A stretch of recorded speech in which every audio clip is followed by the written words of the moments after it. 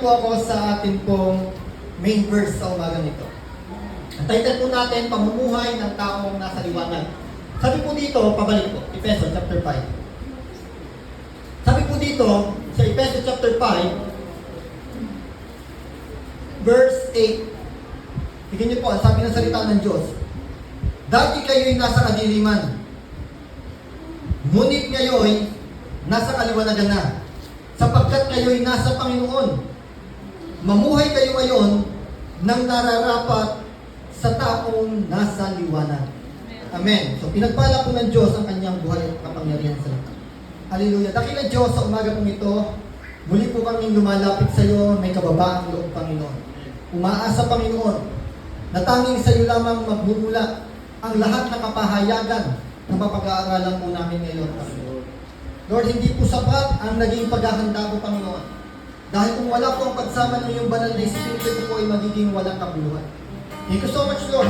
Alam ko po, Panginoon, na sa oras pong ito, pangungunahan mo po ako sa akin pong pagtuturo, Panginoon. At maging ganun, Lord, pangungunahan mo po ang bawat isa sa amin, Panginoon, upang ito po ay maunawaan namin ang lubusan, Panginoon. Hayaan mo, Lord, natanggapin po namin ito na may kagalakan at pasasalamat sa ating mga puso. Hayaan mo, Panginoon, ang iyong mga salita ay maging kasabikan ng bawat isa sa amin sa umagang ito, Panginoon. I pray, Lord, na sa umagang ito, wala kang ibang maitaas at maparangalan sa aming pag-aaral sa pangalan ni Jesus, hindi ikaw lamang, Panginoon. Madakila, maluwalhati ng iyong pangalan sa aming kalagitnaan. Salamat po sa pangalan ni Jesus. Amen. And amen. So, hallelujah. Alam niyo po, sa bawat pag-aaral, sa bawat gawain po natin, na ang sentro po ay gawain ng Panginoon. Hindi po dapat nahihiwalay ang presensya ng Diyos. Tama? Bible studies, Sunday worship, di ba? Ano bang pagtitipon po ng mga mananampalataya, magkakaroon lamang po ng kabuluhan ang pagtitipon na yan. Once na yan po ay pinangunahan ng Diyos. Tama? Kasi ang sabi ng Bible, for there were two or three gathered in my name, ang pangako niya, siya ay kasakasama nila. Kaya naniniwala po tayo sa umagang ito, ang ating pong pagtitipon, ang sinesentrohan po nito ay maluwalhati, maitaas ang pangalan ng ating Panginoon Kristo. Kaya naniniwala po tayo, kasakasama po natin ang banal na Espiritu. At magkakaroon po ito ng katagumpayan, hindi sa kung gaano tayo karami ngayon, hindi sa kung nasaan tayo ngayon, hindi sa kung sino ang naririto ngayon, kundi sa kung sino o kaninong presensya ngayon ang kasakasama natin. Di ba?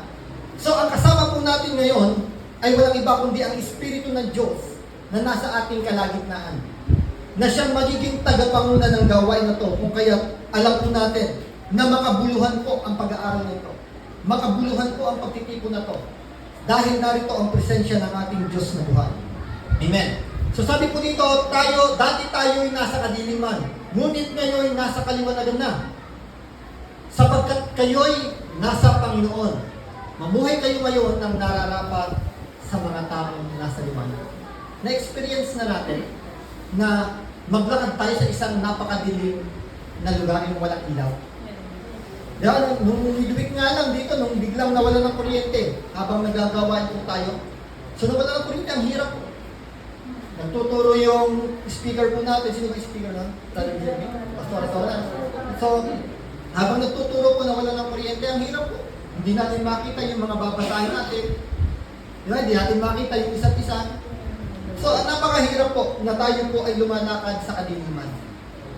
Dahil hindi po natin alam sa ating paglakad, kapag tayo po ay nasa kadiliman na wala man lang po tayong tanglaw ng ilaw, hindi natin alam, maaaring ang atin po palang nilalakaran ay bango na.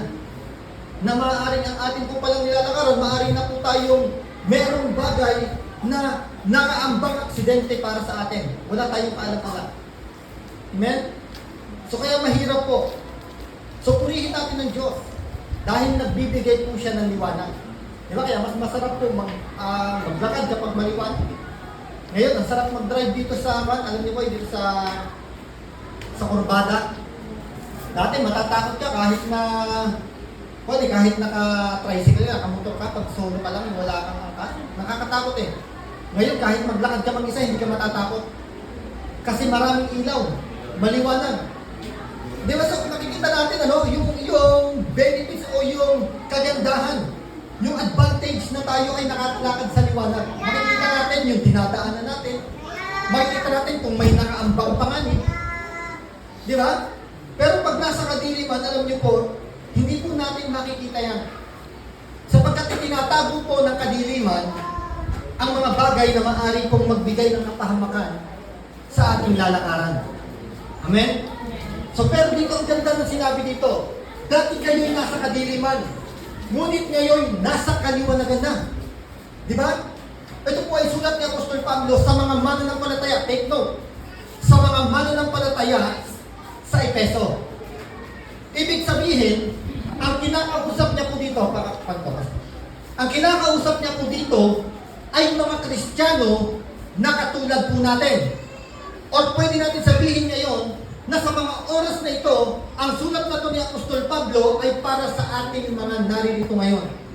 Na dati, tayo ay namumuhay doon sa kadiliman na kung saan hindi po natin makita ang katotohanan. Hindi po natin makita na tayo pala ay nasa kapahamakan na. Kasi nasa kadiliman po. Wala tayong alam na kung sa ating paglakad, maaari na po tayong mahulog sa isang panganib. Amen? Alam niyo po, namumuhay tayo dati sa kadiliman. Bakit po? Because we are spiritually blinded by Satan. Noon.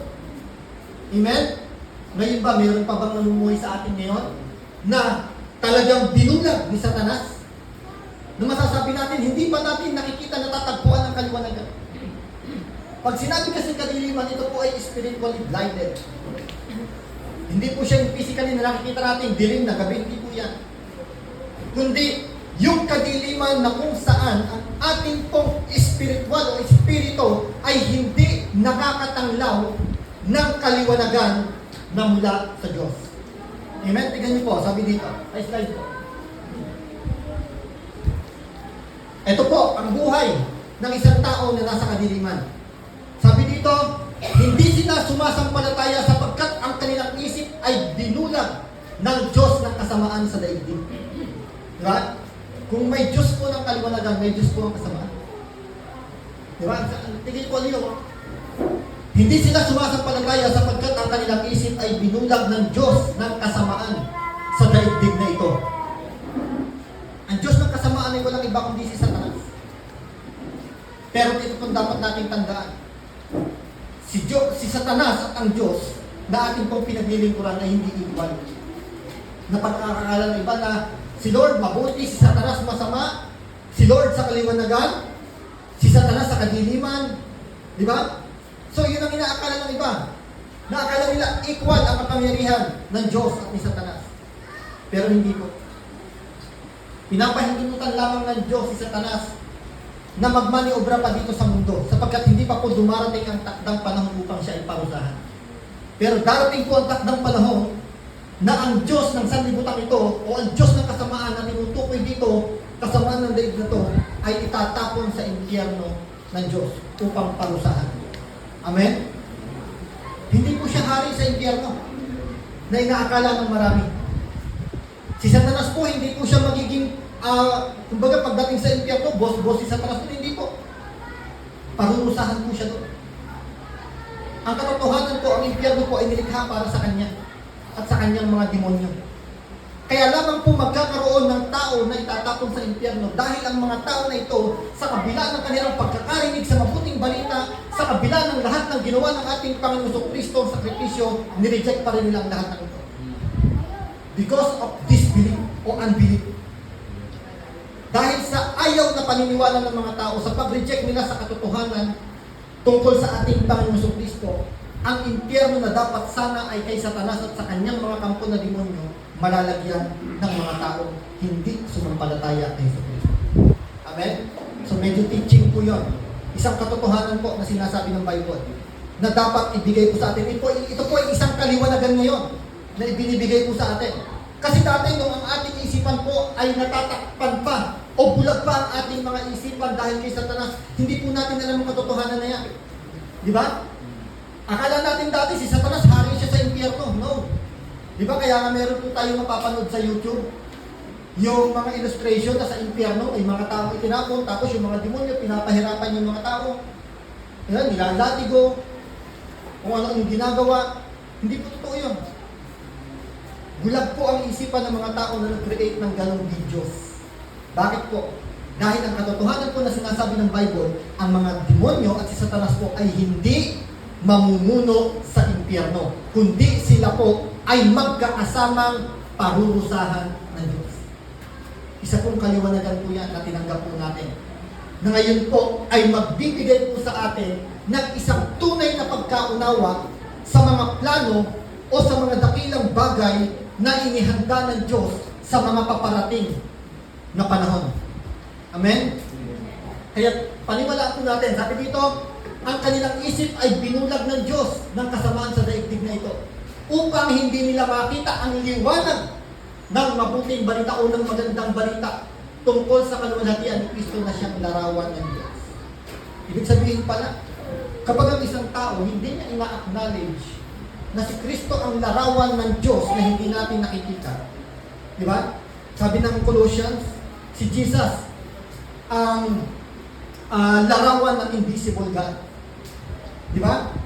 So alam niyo po, pag ang isang tao pala ay hindi ina-acknowledge yung pagiging Diyos ni Jesus, ibig sabihin ng isang tao pala na ito ay bulag ang kaisipan at binulag ni Satanas. Sapagkat hindi niya pa natatagpuan ang tunay na kaliwanagan na si Jesus pala ay Diyos na karapat dapat po pala itong sambahin. Kasi kung tao lang si Jesus at hindi po siya Diyos, mga kapatid, ito po ang isang malaking katotohanan. Hindi po natin siya dapat sambahin. Dahil mismo si Jesus sinabi niya, ang Panginoon ng Diyos mo lamang ang dapat mong sambahin. Sabi niya kay Satanas, nung siya itinukso sa wilderness. Amen? Pero after po niyang tuksohin, napagtagumpayan po ni Jesus yung tukso na yun, lumaya si Satanas at dumating ang mga anghel. Anong ginawa ng mga anghel kay Jesus? Ang sabi doon, nanikluhod, sumamba ang mga anghel kay Jesus. Sinita ba sila na Jesus? Sinabi ba ni Jesus na, hindi niyo ako dapat sambahin sapagkat ang Diyos lamang ang dapat niyong sambahin? Di ba? Ang ginawa ni Jesus, in-acknowledge ni Jesus ang pagsamba ng mga anghel. Bakit? Ito ay isang pagpapakita na si Jesus, alam niya ang kanyang tunay na katatayuan o kalalagayan na siya ay isang tunay na Diyos na nararapat bigyan ng mataas na papuri ang pagsamba. Amen? So hindi po sila sinita ng ating Panginoong Jesucristo. So yan po ay isang kaliwanagan na meron po tayo ngayon. Yung maunawaan po natin at kilalanin natin na si Jesucristo ay tunay na Diyos. Amen. So kahapon po napag-aralan namin sa Bible study doon sa PLDT about the humanity. Humanity po. Nice. Alam niyo po kasi ang pagiging, kahalagahan po ng humanity of Christ, ito po ay kasing halaga po ng pagiging Diyos ng ating Panginoon sa Kristo.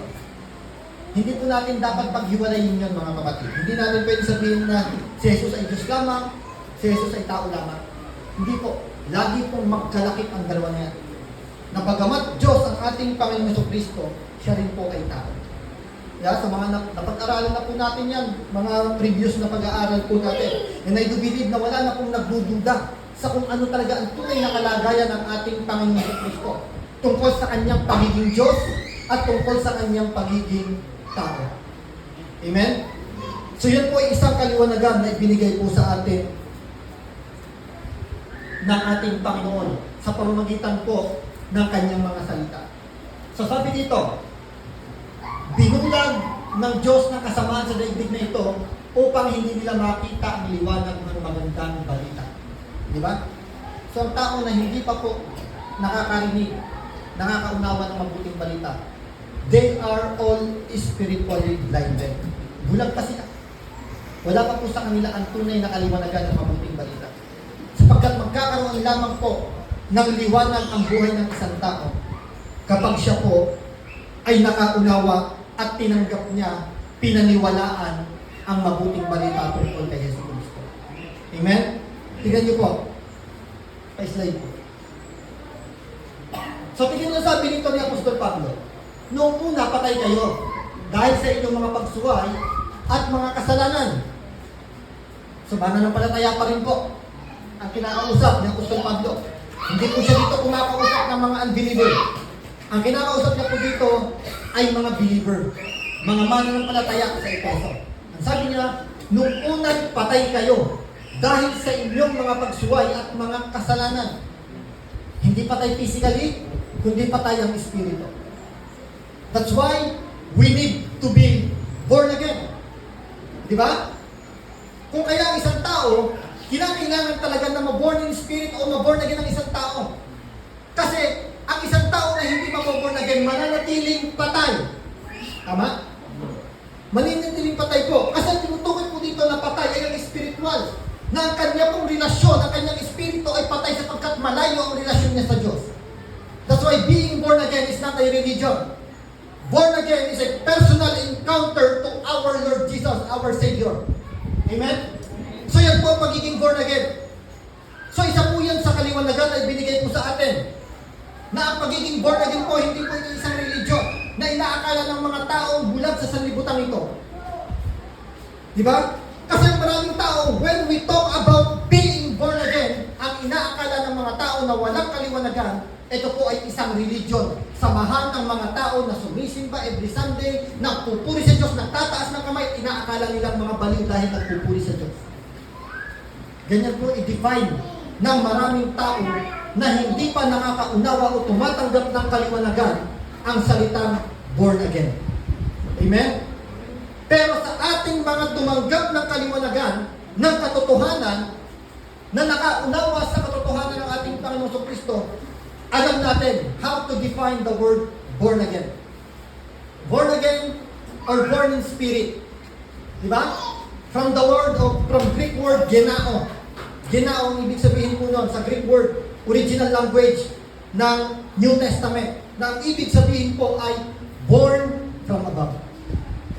Ito po ay mula sa Diyos.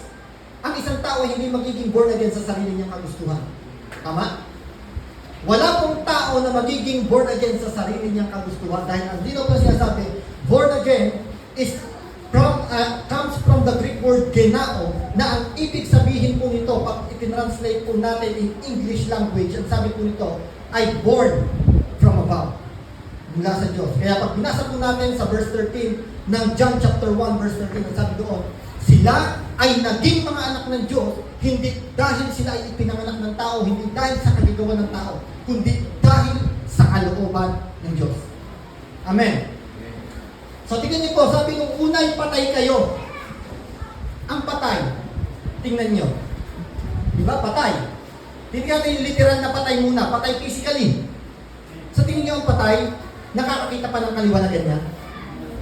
Wala na, nakapitot na nga yan eh.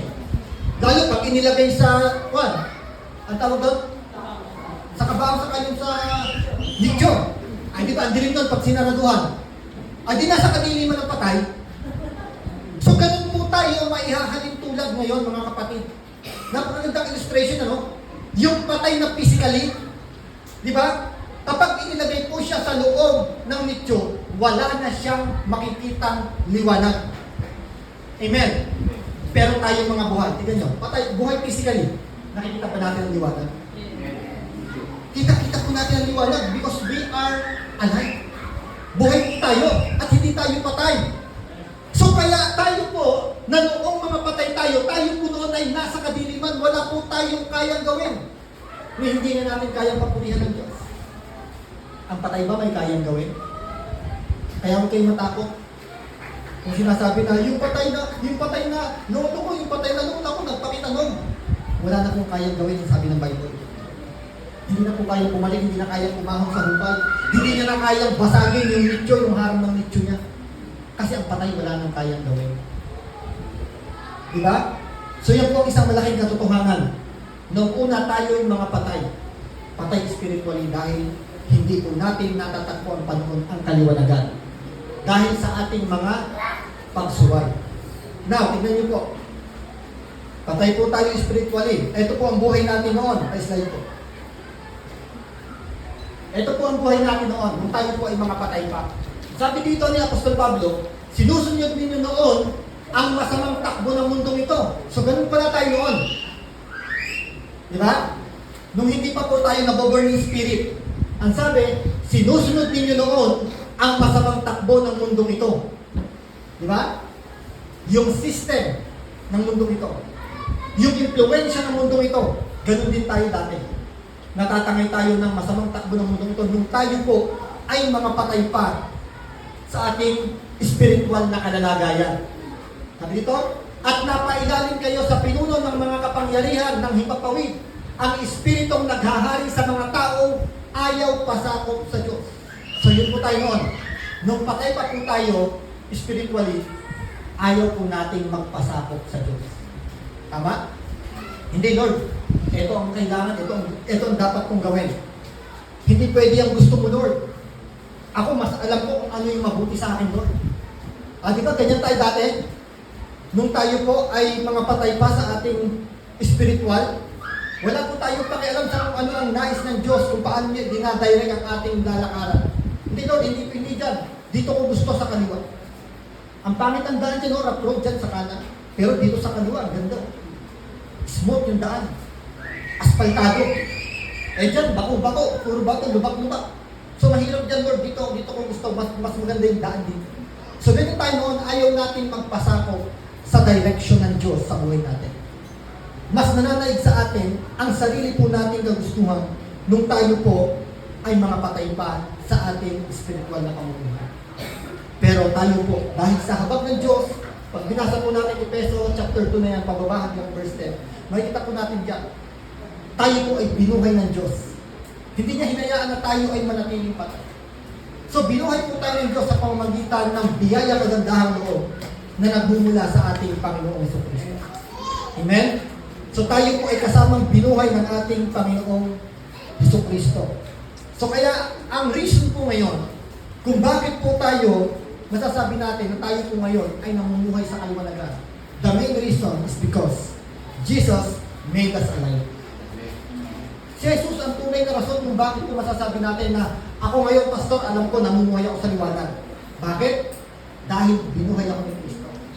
Tinanggap ko si Kristo na siyang liwanag ng sanlibutan. Di ba sabi ni Jesus, I am the light of the world. Si Jesus ang liwanag. Kaya kung kinakailangan ng isang tao na nasa kadiliman ng liwanag, wala siyang ibang kailangan kundi si Jesus. Di ba? Hindi po makakasumpong ng liwanag ng isang taong nasa kadiliman kung patuloy niyang i-reject si Jesus sa buhay niya. Kasi ang linaw lang ang sinabi ng Bible, ang linaw ng isang I am ni Jesus. Ito po ay isang I am ni Jesus. I am the light of the world. Ako ang liwanag ng mundo ito. Ang mundo ay nasa kadiliman because of Satan. Di ba? Pero ang mga tao na tumanggap kay Jesucristo ngayon ay mayroong kaliwanagan. Yes, ang mundo maaaring nasa kadiliman pa rin yan. Di ba? Hindi natin basta mababago yan. Pero dahil sa pagtanggap natin kay Jesus, tayo ngayon ay may liwanag. Na kung saan ang liwanag na ito ay nagmumula sa ating Panginoong Jesucristo. Amen? So ngayon po, dahil tayo po ay tumanggap sa ating Panginoong Jesucristo, hindi na po tayo ngayon namumuhay sa kadiliman. Now, paano ngayon sinasabi kanina sa title natin na pamumuhay ng taong nasa liwanag? Paano daw dapat mamuhay ang isang tao na tumanggap ng kaliwanagan? So ito po yung una. Slide. Ito po ang dapat na pamumuhay ng isang tao na tumanggap ng kaliwanagan. Huwag tayong magpadaya. Diba? Kasi nasa atin ang liwanag. Pag sinabi nasa atin ang liwanag, alam na rin natin ang katotohanan. Hayag na po sa atin ang mga pandaraya. Di ba kasi sa kadiliman, pwede tayong dayain eh. Halimbawa, sa kadiliman, isang napakadilim na lugar, maglaro tayo ng Jack and Poy, pwede tayong dayain ang kalaro natin. Hindi natin makikita kung tayo ay nadadaya o hindi. Di ba? Pero dahil sa liwanag, makikita po natin, hayag sa atin ang mga pandaraya. At ang isang tao na mayroong kaliwanagan o namumuhay sa liwanag, hindi na dapat nagpapadaya. Kaya slide ko. Kaya sabi dito, huwag kayong magpadaya kanino man sa pamamagitan ng mga pangangagwirang walang kabuluhan, sapagkat dahil nga sa mga ito, ang Diyos ay napupukot sa mga suwain. Huwag daw tayo magpadaya kanino man. Sabi dito, sa pamamagitan ng mga pangangagwirang walang kabuluhan. Sabi dito, pag binasa po natin siya sa English version, sabi dyan mga empty words, mga walang kabuluhan. Ano ba yung mga bagay na walang kabuluhan, mga pananalita na walang kabuluhan, mga pangangatwiran na walang kabuluhan? Ito yung mga argumento na wala namang saysay, walang patutunguhan. Di ba mga argumento na inaakala natin na mapapatotohanan natin mga bagay na gusto natin, subalit hindi naman. Mga argumento na katang-isip lamang ng marami. Di ba? Mga pangangatwirang walang kabuluhan. Sabi, empty words. Mga salitang walang pagpapakita ng pananampalataya pagtitiwala sa Diyos. Yan po yung mga empty words na sinasabi na hindi dapat tayo magpadaya. Mga pangangatwiran na maaring magligaw sa atin. Sabi, huwag tayong magpadaya. Hindi tayo dapat magpadaya. Ano ba ang desire ni Satan? O ang gusto ni Satan sa atin? Ang gusto po ni Satan sa atin, sa ating mga mananampalataya, ito isang gusto niya. Huwag tayong magtiwala sa Diyos. Di ba? Si Satan po, ang pinakagusto niya sa atin, huwag po nating pagkatiwalaan ang Diyos sa buhay natin. Di ba? Kaya minsan may pagkakataon, dumarating tayo na, Lord, kaya mo ba talagang gawin ko sa buhay ko? Di ba? May dumarating na tayo minsan ay nagkakaroon ng pagbubuga.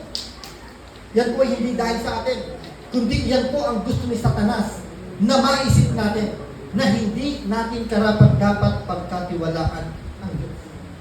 Di ba? Katulad yung sa kanina, yung example natin, yung netizen na nag-post ng gano'n. Ano ang binulong sa kanya Satanas? Hindi mula sa Diyos yung tagumpay mo. Mula sa hard work niya. So yun po ay hindi pagpapakita ng pagtitiwala sa Diyos. Yun po ay pagpapakita na siya ay nagtiwala sa sarili niyang kakayahan.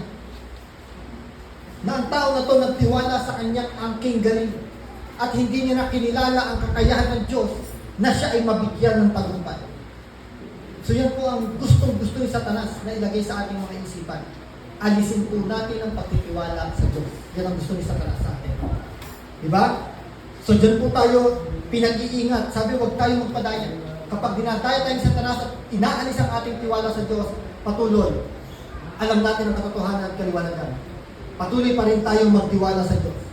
Patuloy pa rin natin paniwalaan na ang Diyos may kakayahang gumawa ng mabubuting bagay sa ating mga buhay in any situation. Amen? Sa kahit anong sitwasyon po, ang Diyos may kakayahang gumawa ng mabubuting bagay sa atin. But all things work together for good for those who love God. At ang mga tao na nagmamahal sa Diyos, patuloy na nagtitiwala sa Diyos. Tama?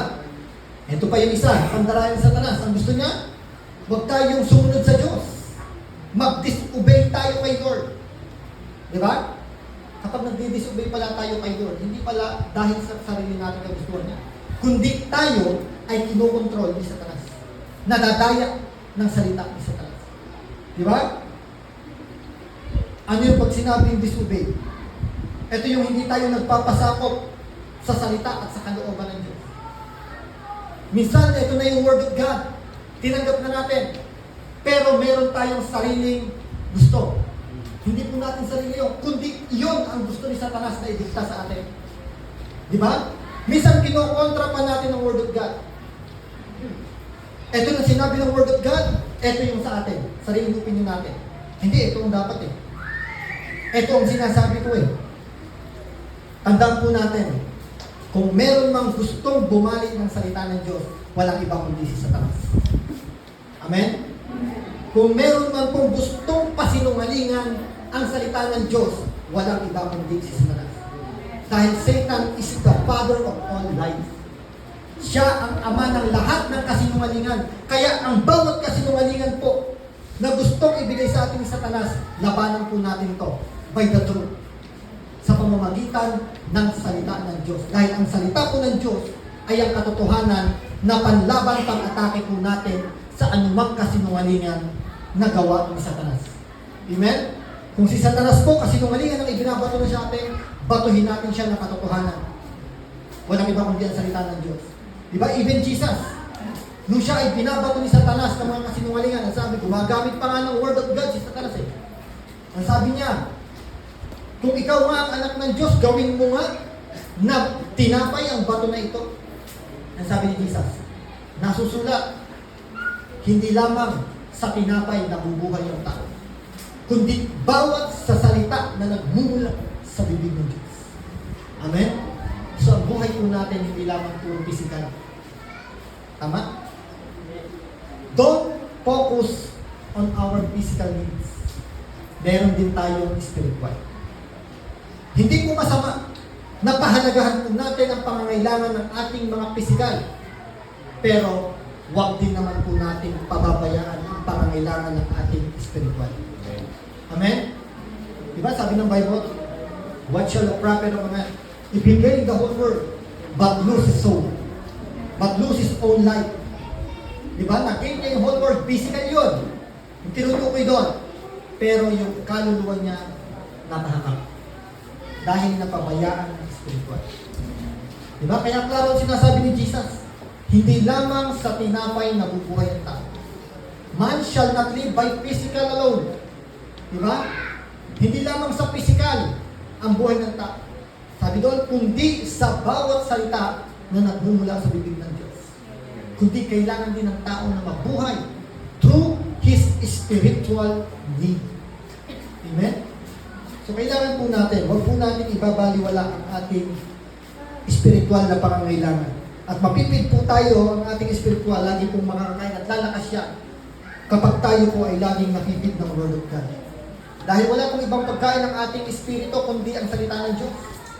Di ba? Hindi po tinapay na pisikal, kundi yung tinapay na mula sa salita ng Diyos. Ito po ang tunay na pagkain po natin. So ano pa po? Yung pandaraya na ginagawa ni Satanas. Ito pa ang gusto ni Satanas. Don't prioritize God. Di ba? Huwag mo unahin ng Diyos. May pangangailangan ka. May pangangailangan ng pamilya mo. Yan ba ay mula sa Diyos? Hindi po. Mula kay Satanas siya. Huwag mo unahin si Lord. Pupunta ka sa gawain na to, may kailangan yung pamilya mo, kailangan ka magtrabaho. Pandaraya po ni Satanas siya. Diba? So, ang gusto ni Satanas, alisin natin ang Diyos sa ating prioridad. Gusto ni Satanas, baliwalain natin ang Diyos sa buhay natin. Gusto ni Satanas, merong iba tayong i-priority sa buhay natin. Sometimes our family. Diba? Sometimes our work. O kung ano man. Maraming bagay dito sa mundo ang maaring gamitin ni Satanas upang ipalit na prioridad sa Diyos. So kaya huwag po tayo magpapadaya. Maging maingat po lagi tayo sa mga pandaraya ni Satanas. Yan po yung mga deception na mula kay Satanas. Don't trust God, don't obey God, don't prioritize God. Mga deception po yan na mula kay Satanas. Amen? But the children of light cannot deceive by Satan. Tama? Pero ang mga anak ng Diyos na lumalakad sa liwanag, tumanggap ng liwanag, kailanman hindi madadaya ni Satanas. Bakit? Dahil nasa atin ang ilaw at ang katotohanan na panlaban po natin sa pandaraya ni Satanas. Amen. Pangalawang puntos po natin. Huwag makisama sa mga namumuhay sa kadiliman. So ito po ay isang command. Instruction ni Apostol Pablo. Instruction ng Diyos sa mga mananampalataya. Di ba? Na hindi po tayo makisama sa mga namumuhay sa kadiliman. Not conform the word. Di ba? Slide po. Sabi po dito, huwag kayong makibahagi sa mga gawain ng kadiliman na walang ibinubungang mabuti. Sa halip ay ibunyag ninyo ang mga iyon. Diba? Sabi daw, yung gawain ng kadiliman, walang naibubungang mabuti. Maari pong makapagpahamak sa tao. Maaring makasama sa buhay ng isang tao. Maaring makapagpalayo sa relasyon natin sa Diyos. Diba? So, ayaw po ng Diyos. Ayaw po ng Diyos na tayo po ay patuloy na mamuhay o makisama, makibahagi sa mga gawa o sa mga impluwensya ng kasamaan sa mundo. Amen? Ang kasamaan po ay laganap sa mundo. Yan ang katotohanan. Dahil tayo po ay namumuhay sa corruptible world. Corrupted pa po ang mundo na ating ginagalawan ngayon. Dahil wala pa po tayo doon sa bayan na langit na ipinangako ng Diyos sa kanyang mga mananampalataya. Nandito pa po tayo sa isang battlefield na kung saan kailangan po nating makipaglaban talaga. Kailangan talaga nating patunayan ang tatag ng ating pananampalataya. na kailangan talaga natin patunayan na matatag ang ating pananampalataya sa Diyos, na kung saan kapag tayo po ay hinihikayat ng impluwensya ng mundo na ito, matatag tayong hihindihan ng mundo. Bakit? Dahil hindi tayo nakikiayon sa takbo ng mundo. Mas pinapriority natin, mas sinusunod po natin kung ano ang sinasabi ng Diyos sa atin. Diba? Sabi ni Apostol Pablo, huwag kayong makiayon sa takbo ng mundo nito. Ano yung sinasabi doon? Takbo o sistema. Mga impluwensya ng mundo, mga gawa ng mundo, na kung saan hindi po makapagbibigay ng kaluguran sa Diyos. Na kung saan hindi po makapagbibigay ng karangalan sa pangalan ng Diyos. Diba? So hindi naman po mga unbeliever ang sinasabihan ni Apostol Pablo nung sinabi niya huwag kayong makiayon sa takbo ng mundo ito. Ang binibigyan po ni Apostol Pablo ng instruction sa kanyang pananalita, Romans chapter 12 na yun, ay walang iba kundi ang mga mananampalataya.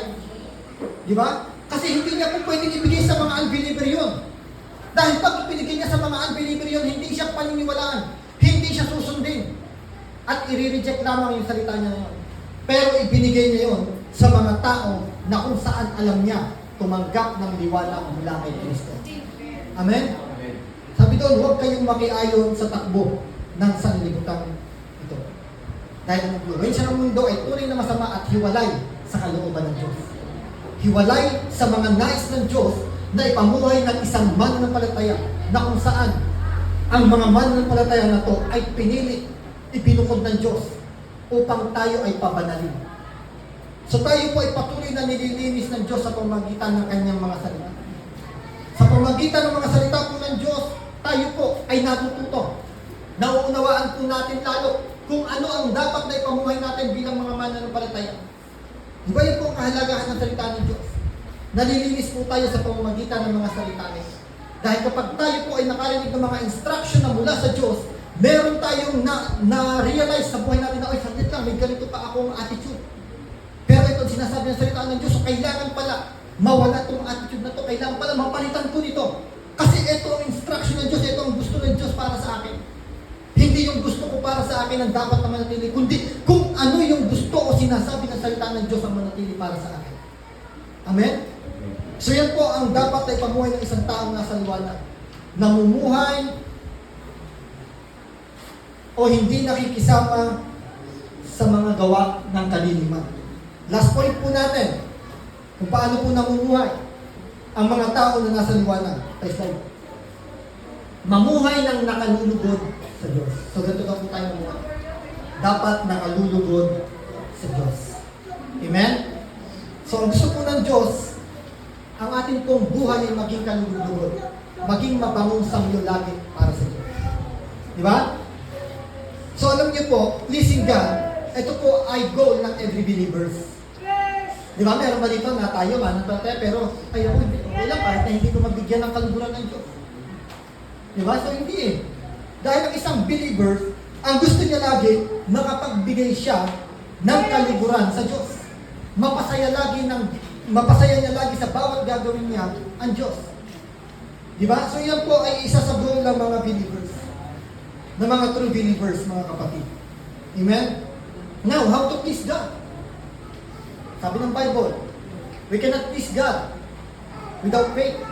Di ba, Pastor? Meron po tayong verse na. Hindi po sabi dito, hindi maaaring kalugdan ng Diyos ang taong walang pananampalataya sa Kanya. Sabi kanina, yung last point natin, namumuhay na nakalulugod sa Diyos o mamuhay tayo na nakalulugod sa Diyos. Yan po ang isang buhay ng isang tao na namumuhay sa liwanag. Nagbibigay ng kaluguran sa Diyos. Ibig sabihin, para tayo pala ay mamuhay na nakalulugod sa Diyos, kailangan may pananampalataya tayo sa Diyos. Tama? Kasi ito po, ang sinasabi nito, hindi maaaring kalugdan ng Diyos ang mga taong walang pananampalataya sa Diyos. Di ba? So kapag tayo po ay walang pananampalataya sa Diyos, hindi po pala tayo kalulugdan ng Diyos. That's why kung gusto po natin patuloy tayong makalakad sa liwanag na ito bilang tao na namumuhay ayon sa liwanag. So dapat lagi po tayo may pananampalataya sa Diyos. So paano ba yung pananampalataya niya? Tignan niyo po, meron napakagandang example sa Bible. Ang isang tao na nagpakita talaga ng pananampalataya sa Diyos. Habang si Jesus po ay nasa templo, meron po siyang naobserbahan. Yung mga nagbibigay sa kaloob. Amen? Yung mga nagbibigay po doon sa kaloob. Nakita niya merong mga Pariseo, merong mga tao na mayayaman nagbibigay doon ng kaloob nila. At meron din isang balot. Diba? Meron isang balot. Lumapit siya doon sa bigay ng kaloob at nagbigay siya ng, sabi doon, 2 pilak sa laping pilak. Diba? Ang sabi ni Jesus sa mga alagad, higit na kinalugdan ng Diyos ang ipinagkaloob ng balong ito. Bakit? Tignan niyo po ha, yung mga nagbigay, yung mayayamang nagbigay, mga Pariseo, mga Hudyo na mga talagang nasa mataas na antas ang kanilang pamumuhay, nakapagbigay po sila ng malalaking halaga. Di ba? Nakapagbigay po sila eh. Pero yung malalaking halaga na yun ay bahagi lamang ng mga pagpapala na naibibigay ng Diyos para sa kanila. Pero yung balo, sabi ko, yung ibinigay na ito ng balo, iyon na lang ang kanyang kayamanan. Ibig sabihin, yung balo, alam niya ito, last money ko na to. Na kapag ito binigay ko, maaring wala akong kainin. Maaring wala akong ibili ng pangangailangan ko. So, ano makikita ko dito? Nagpakita yung balo na ito ng isang pananampalataya na nakalulugod sa Diyos. Bakit? Sapagkat ang ibinigay ng balo na ito ay walang iba kundi ang kanyang buhay. Hindi lamang bahagi ng buhay niya, kundi ibinigay niya mismo yung buhay niya dahil alam niya na yung halaga na yon ay makapagbibigay, maibibili niya yung pangangailangan niya para matustusan ang kanyang pangangailangan sa buhay niya. Pero ibinigay niya sa Diyos. Ibig sabihin, Lord, eto, iniaalay ko na yung lahat ko sa iyo, ito yung buhay ko, Panginoon. Alam niyo po, ang isang kalulugdan po sa atin ng Diyos, ang pananampalataya na kalulugdan sa atin ng Diyos, kapag handa na po tayo ibigay ang buhay natin sa Diyos. Hindi yung bahagi lang ng buhay natin. So, paano yan? Minsan, Lord, ito lang yung oras na kaya kong ibigay sa iyo. Di ba? Pero hindi po yun ang hinihintay lang sa atin ng Diyos.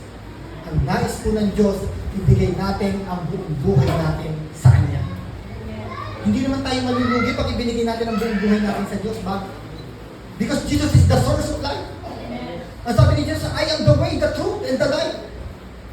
Kung meron pang magbigay ng buhay sa Diyos, kayang doblehin ni Jesus yung buhay na yan. Kayang triplehin yan. Kaya niyang pahabain yung buhay na yan. Bakit? Dahil siya ang pinagmumulan ng buhay. Kaya hindi tayo dapat na matakot, mangamba na ibigay po ang buong buhay natin sa Diyos. Dahil kung bibigay po natin sa Diyos yan, kayang balikan ng Diyos ang buhay na ibinigay natin para sa Diyos. Di ba? Buhay na tayo ay makapaglingkod sa Diyos. Buhay na tayo ay makasamba sa Diyos. So yun po ay napakaganda. Yan po ay lubos na kalulugdan ng Diyos. Amen? So ano pa po yung talagang bagay na nakalulugod sa Diyos? Dapat hindi raw po tayo namumuhay ayon sa hilig ng laman. Pa-slide po. Tingnan niyo po, sabi dito, at ang mga nabubuhay ayon sa hilig ng laman ay hindi maaring kalugdan ng Diyos. Amen? Bakit po hindi kaya maaring kalugdan ng Diyos ang mga nabubuhay ayon sa hilig ng laman? Dahil ang ayon po o gawa sa hilig ng laman, ito po ay kalaban ng Espiritu. Diba sabi sa Galatians, hindi po maaaring magkasundo ang spirit at ang flesh. Magkalaban po yan. So kaya hindi daw po kalulugdan ng Diyos kung patuloy po tayong namumuhay ayon sa hilig ng ating naman. Yung ating mga makalamang pagnanasa. Diba? Ano ba yung mga makalaman na yun? Sabi sa Galatians, yung mga bagay na hindi kinalulugdan ng Diyos, mga gawa ng laman. Bunga ng laman o mga gawa ng laman. Andun yung mga pagpatay, pakikiapid, lahat ng bagay na hindi nakalulugod sa Diyos. Yan po ay bunga ng gawa ng laman at hindi po kinalulugdan ng Diyos. Pa-slide po. Tingnan niyo po, sabi dito, kaya nga, kapag itinuon ng tao ang kanyang pag-iisip sa mga hilig ng laman, siya'y nagiging kaaway ng Diyos sapagkat hindi siya nagpapasakop sa batas ng Diyos. Diba? So kapag tayo po pala, mas lalo po natin itinuon ang ating pag-iisip sa mga hilig ng laman na ito, na alam naman natin hindi nakapagbibigay ng kaluguran sa Diyos. Ang sabi, tayo ay nagiging kaaway ng Diyos sapagkat hindi tayo nagpapasakop sa batas ng Diyos. Diba? So upang tayo po ay maging kalugod-lugod sa Diyos, kinakailangan po lagi po tayong magpasako sa ating Panginoon. Huwag po nating sakupin ang Panginoon, kundi tayo mismo, ang buhay po natin, lagi po nating ipasako sa Diyos. Lagi po natin hayaan na ang Diyos ang manguna sa ating buhay. Patuloy tayong lumakad sa liwanag dahil ang liwanag na ito ay nasa ating mga buhay. Na nung oras na tinanggap natin ang ating Panginoon Jesucristo sa buhay natin, tinanggap na natin ang liwanag ng mundo. Dahil sabi ng Bible, Jesus is the light of the world. Kaya patuloy tayong mamuhay sa kaliwanagan na ito. At patuloy na ang kaliwanagan na ito ay makita sa bawat isa sa atin. Di ba? Sabi sa Mateo, last verse ko po nagbibigay. Mateo chapter 5. Wala po yata dyan.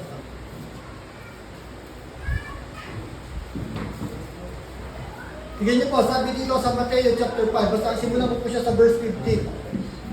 Walang taong nagsisindi ng ilaw at pagkatapos ay inilalagay iyon sa ilalim ng banga. Sa halip, inilalagay iyon sa talagang patungan upang matanglawan ng lahat ang lahat ng nasa bahay. Gayon din naman, dapat ninyong paliwanagin ang inyong ilaw sa harap ng mga tao upang makita nila ang inyong mabubuting gawa at papurihan ang inyong Ama na nasa langit. So kapag nakikita ko ng mga tao ang ilaw sa ating buhay, nakita nila na nagliliwanag ang ilaw sa ating buhay, sabi ko dito, papupurihan ang ating Ama na nasa langit.